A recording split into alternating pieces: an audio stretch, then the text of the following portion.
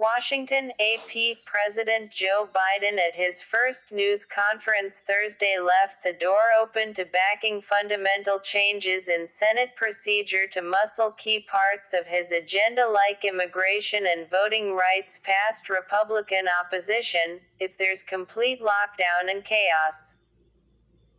Even as his administration navigates the COVID-19 pandemic and the resulting economic damage, Biden is grappling with how to deliver on a host of big promises despite a razor-thin Senate majority.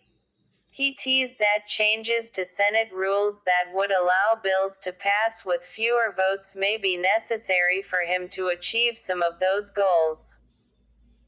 If there's complete lockdown and chaos, as a consequence of the filibuster, then we're going to have to go beyond what I'm talking about, he said. Despite strong poll numbers, Biden faces headwinds in delivering on his ambitious legislative agenda. His party's congressional majorities are narrow. Republican opposition appears entrenched, and not all Democrats are aligned in reforming Senate rules on the filibuster. Biden at first backed a modification, but not elimination, of the arcane procedural tactic. But he then suggested, at least on certain issues, he would go further, saying the filibuster, which requires 60 votes to pass legislation in the Senate, was being abused in a gigantic way by Republicans. I want to get things done. I want to get them done consistent with what we promised the American people, said Biden, who spent decades in the Senate. I am going to say something outrageous. I have never been particularly poor at calculating how to get things done in the United States Senate. Senate Majority Leader Chuck Schumer at his own press conference Thursday declined to lean too heavily into filibuster changes, only saying that everything is on the table. And West Virginia Sen. Joe Manchin, a moderate Democrat whose vote is critical, said he thought the rules were there to make sure the big guy doesn't pick on the little guy, adding that he was trying to protect basic civility. Biden's own political future came up at the press conference as well. The 78-year-old president said for the first time his plan is to run for re-election. That is my expectation. But he made clear his focus was on the here and now and not a distant election. I am going to deal with all of those problems, he pledged. One key item on the list: Republican efforts to limit voting rights, an effort the president deemed sick and un-American. He argued that even GOP voters believe actions that make it harder for people to cast ballots are despicable attempts to undermine democracy. The president was repeatedly pressed about the situation at the U.S.-Mexico border, where increasing numbers of young migrants have overwhelmed the government's holding facilities. Biden promised better media access to the camps. Once his administration has a better handle on things, as well as improvements to the nation's immigration system and U.S. help to improve conditions in the migrants' home countries. I can't guarantee that we're going to solve everything, but I can guarantee that we're going to make it better, he said. And in the aftermath of 2 mass shootings in a week, Biden was pressed on his plans for new gun violence laws. He responded that legislating is a matter of timing, and then gave a long-winded answer about his infrastructure plan, which he said will be his administration's next legislative priority. Biden had held off on holding his first news conference until he could use it to celebrate progress against the pandemic and passage of a giant COVID-19 relief package.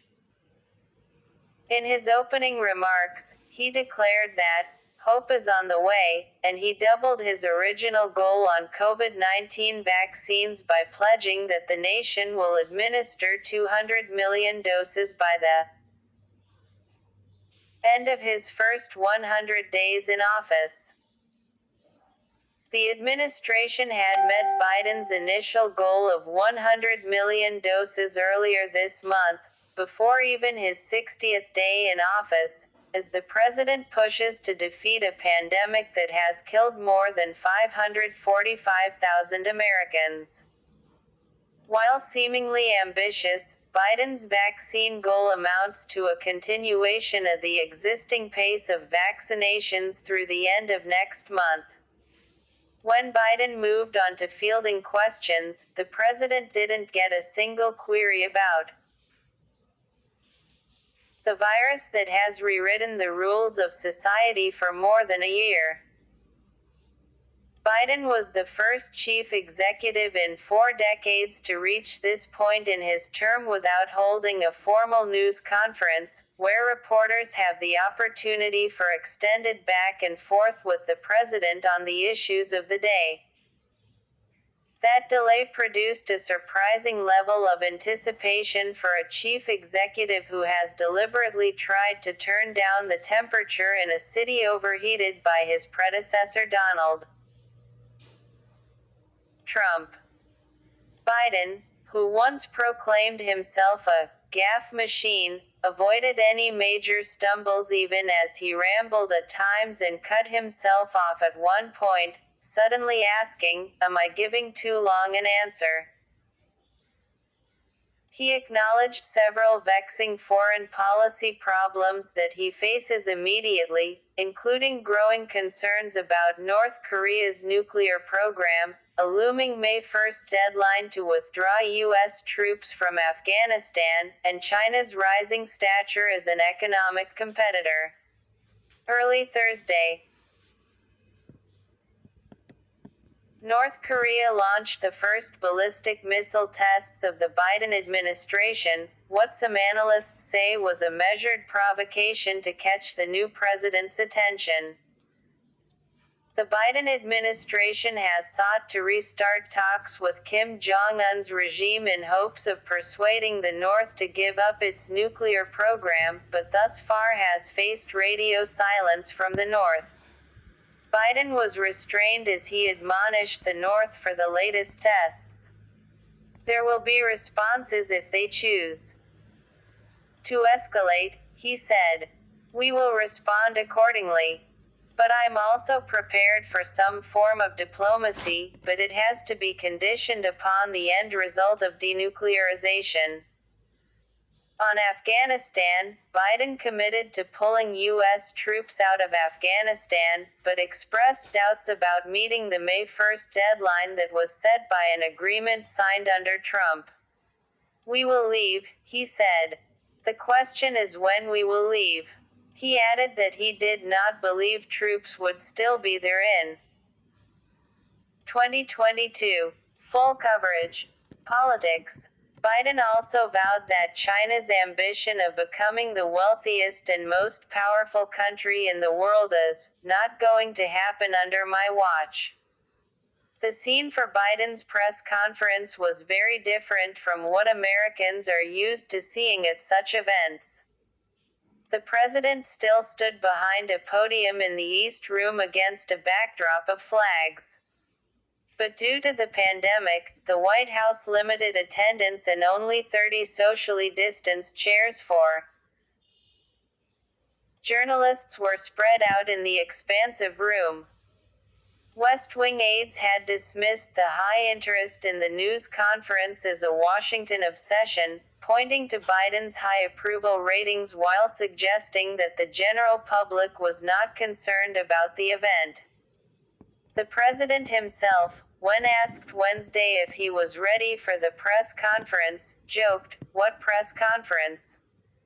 The nationally televised event was a chance for reporters to press Biden and move him away from the carefully curated talking points produced by his extremely disciplined White House.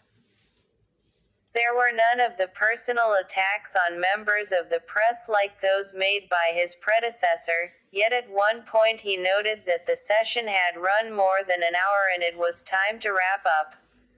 "Folks, I'm going," Biden said as he walked away. Like, share and subscribe my channel.